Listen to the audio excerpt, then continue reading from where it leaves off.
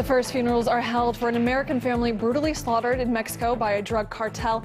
As it's revealed, they were killed with weapons that originated in the U.S. We look at how the illegal arms trade is fueling violence.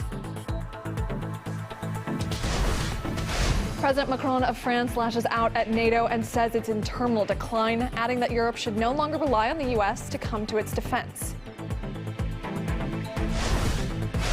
And a show on unity. A survey of South Koreans suggests they would rather support the North in the event of a war with Japan.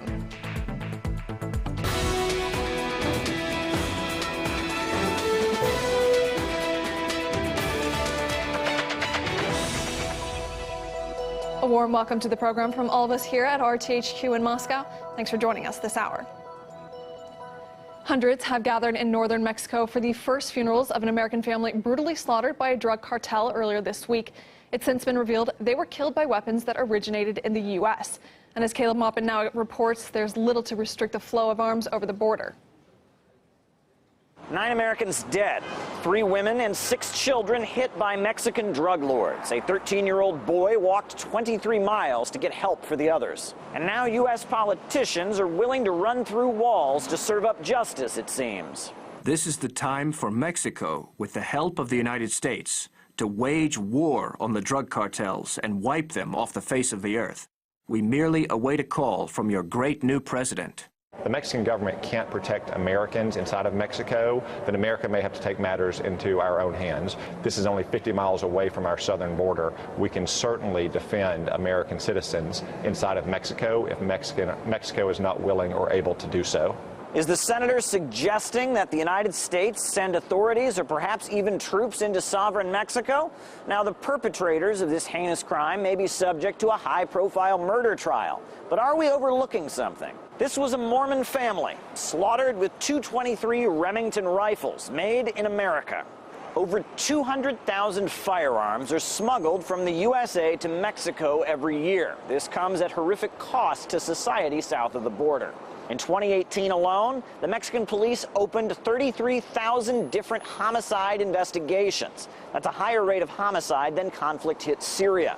Mexican law makes it near impossible for civilians to legally purchase guns. In fact, there is only one store in Mexico that actually sells firearms. But yet, the Mexican drug cartels continue to get their hands on high-tech weaponry. The biggest percentage of weapons that arrive to Mexico come from the United States of America because the arms are produced in the United States and the costs of transporting them to Mexico are the lowest ones.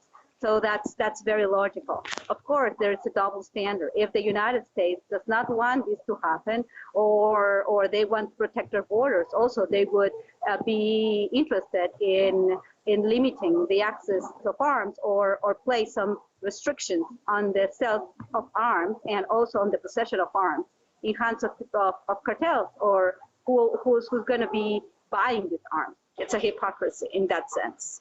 The Office of Government Accountability in the United States has documented that 70% of the weapons seized by the Mexican police originated in the United States. Mexican leaders have long urged the USA to crack down on the flow of weapons into their country. However, attempts to do so far have failed for decades.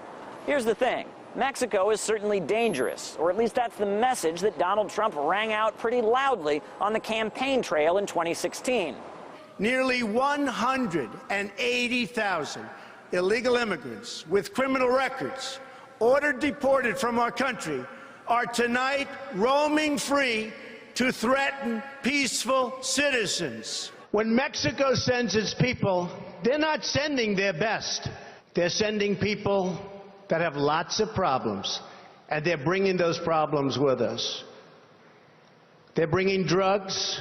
They're bringing crime. Drugs like heroin and cocaine are flowing over the Mexican border into the United States. However, the gangs that are executing people, resisting law enforcement, and transporting those drugs are armed with guns that originally flowed in the opposite direction. The United States has to deal with its addiction problem, with this problem of consumption, not just like focusing on the supply side of things, but also on the demand. And treating this as a public health issue would be a good idea to start with this. Also limit the sales of arms, not just like benefiting those businesses that also benefit the economy of the United States, and cooperating with Mexico, providing information to do financial intelligence in a more appropriate way, and really participating in anti-money laundering strategies. President Macron of France has claimed the once robust NATO alliance is in terminal decline